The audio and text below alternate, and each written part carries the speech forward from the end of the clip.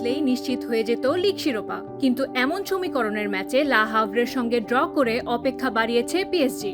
Relegation অঞ্চলের দলের বিপক্ষে দুইবার পিছিয়ে পড়লেও শেষ পর্যন্ত হার এড়াতে পেরেছে লুই এনরিকের দল। তাতে পরের ম্যাচ পর্যন্ত শিরোপা উদযাপনের জন্য অপেক্ষা করতেই হচ্ছে প্যারিসের ক্লাবটির। এই ম্যাচ জিতে লিগ নিশ্চিত করে চ্যাম্পিয়ন্স লিগে পুরোপুরি মনোযোগ দিতে পারত পিএসজি, কিন্তু তা হলো না। দুর্বল দলের কাছে হোঁচট খেয়ে বড় ধাক্কাই খেল কিলিয়ান এমবাপ্পেরা। তাই এখন আরও ভাবতে হচ্ছে এনরিককে।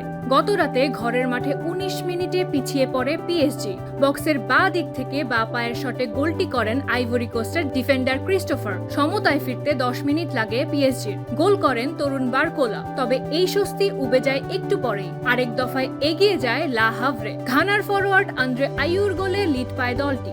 এদিনও শুরুর একাদশে ছিলেন না কিলিয়ান এমবাপ্পে। দ্বিতীয়ার্ধে বদলি নামলেও দলের আক্রমণে প্রভাব রাখতে পারছিলেন না। উল্টো ৬১ মিনিটে গিনির মিডফিল্ডার আব্দুল্লাহ তুরের পেনাল্টি গোলের জয়ের স্বপ্ন দেখছিল লা হাভরে, কিন্তু ৭৮ মিনিটে পিএসজির হয়ে ব্যবধান কমান আশরাফ হাকিমি। এই মরক্কান গোল করলে ম্যাচে ফেরার আশা জাগে পিএসজির। এরপর আক্রমণে আরো মনোযোগী হয় এনরিকের দল। সুবাদে শেষ মুহূর্তে সমতাসূচক গোলও পেয়ে যায়। গনসালো রামোস জাল খুঁজে নিলে স্বস্তির ড্র নিয়ে মাঠ ছাড়ে পিএসজি।